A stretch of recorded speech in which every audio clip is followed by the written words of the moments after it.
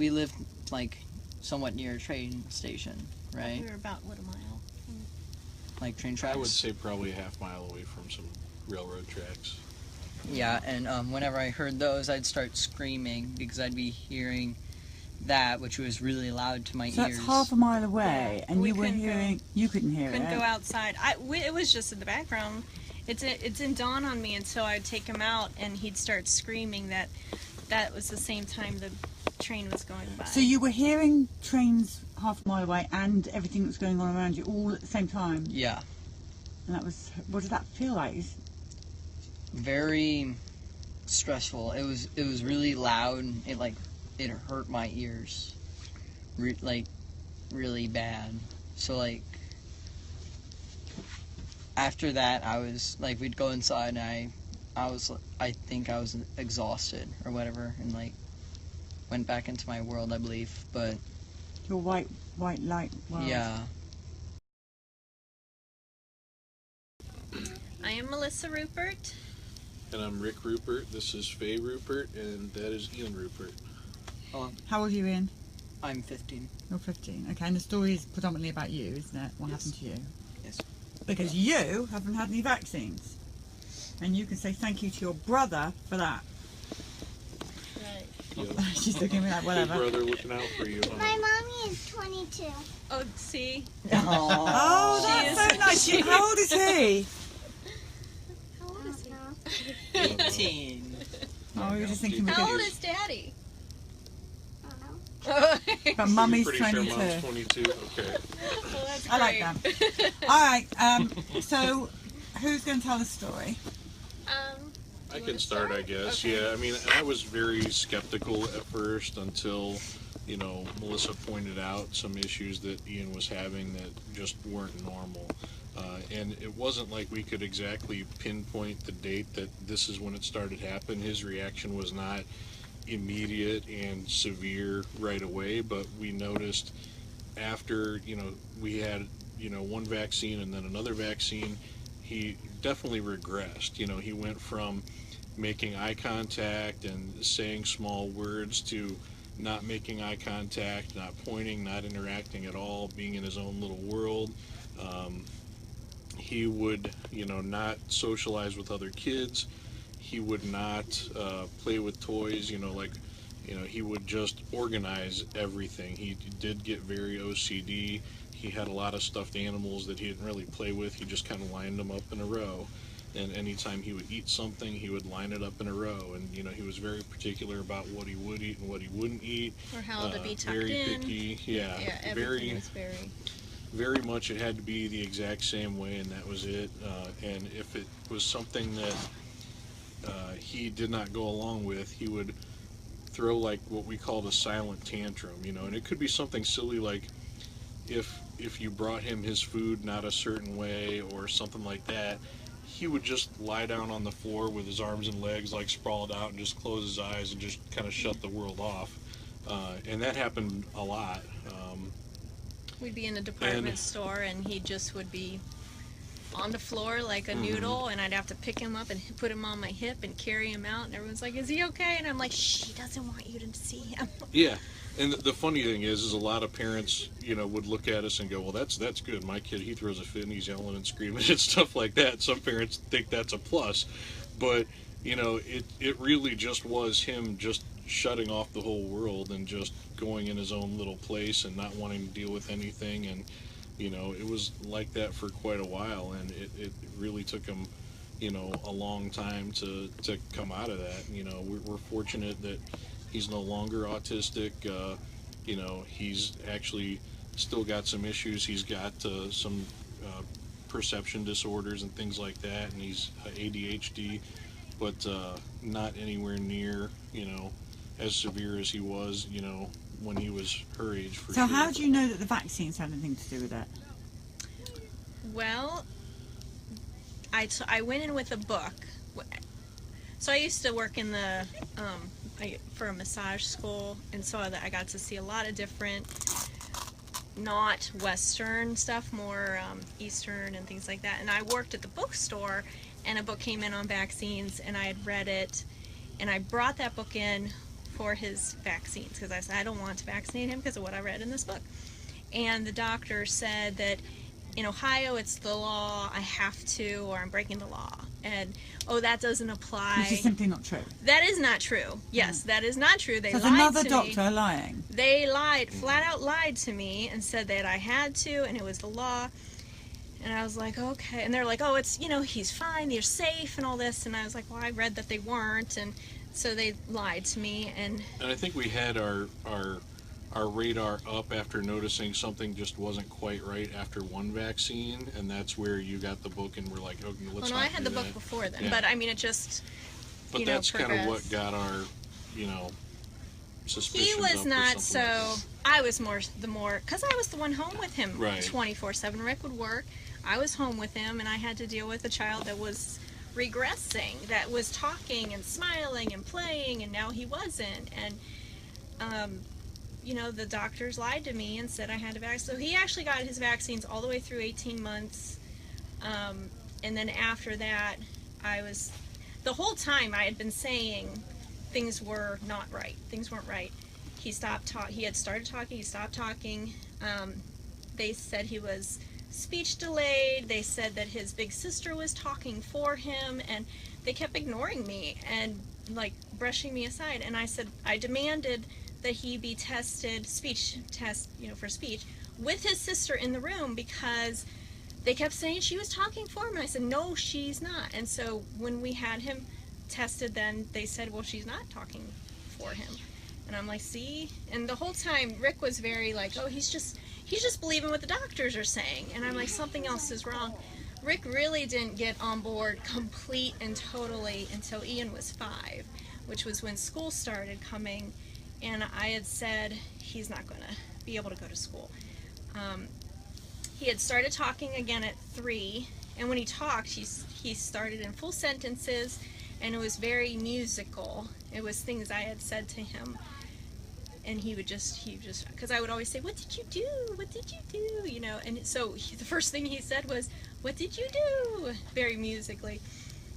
So he started talking again at 3, but he couldn't take any direction. He, it was still very, very difficult, and there's no way he would have been able to go to a public school. And so we took him to church a few times and put him in preschool or the nurse Sunday school to see how he did, and he would not have anything to do with it. And I said, he's just not. He would just go off in his own corner.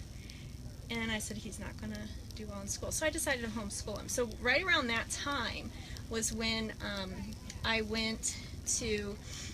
My sister works with autistic kids, so you would think that she would have caught on sooner that something was going on with Ian, but she works with severely autistic kids, and he had come out of the autism fairly quickly, He I was would high say. functioning, really. So yeah, so she was like, oh, he's got a few quirks, but it's not the same. It's not the same thing. But anyway, I met some of her clients, and we started doing some things that they were doing, and it was around that time is when Rick said, okay, something is going on, and this is what we need to work on, these certain symptoms that he's having, so that he can actually work with, a teacher. So that's kind of when Sit down here. Rick jumped on board, and I mean, it's been hard and horrible. I mean, it was during the mortgage crisis. I took a trip to learn about autism and different therapies, and I used our mortgage money to do it. And the mortgage crisis hit, and we lost the house. We almost got a divorce. I mean, there was like a lot going on. It's The just pressure is unreal. It is. When this kind of... Now, how about... So what do you remember, if anything, of all of this? Of like what I would see, or Yeah, anything. What can you remember being injured? okay, well, like when I wasn't seeing anybody or communicating with anybody, all I would see is like white, I think. Like I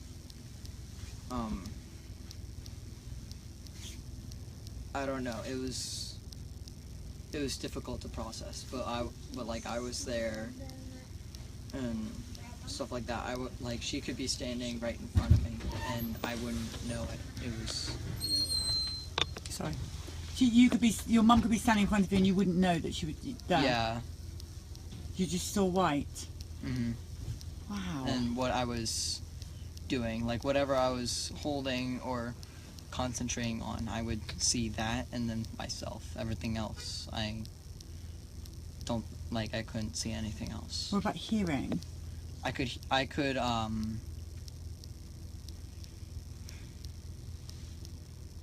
I don't know about like when I was in there, but when I came out of that, there was a bunch of stuff that was going on around me. I had a bunch of hearing, and like good hearing or whatnot.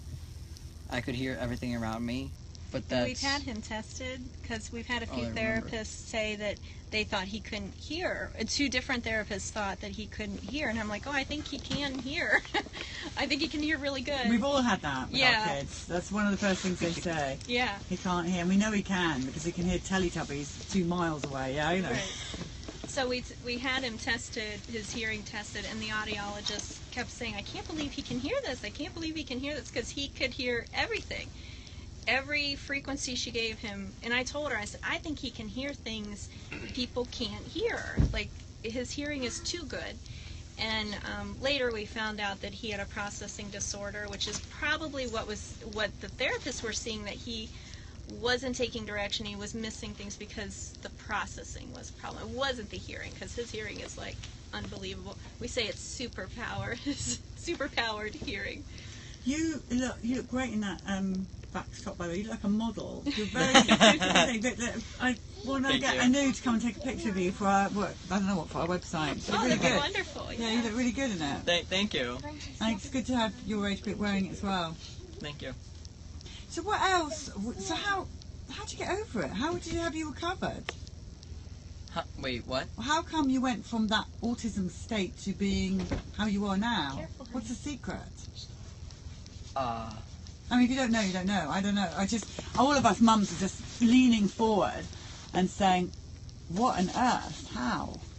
we, I don't know.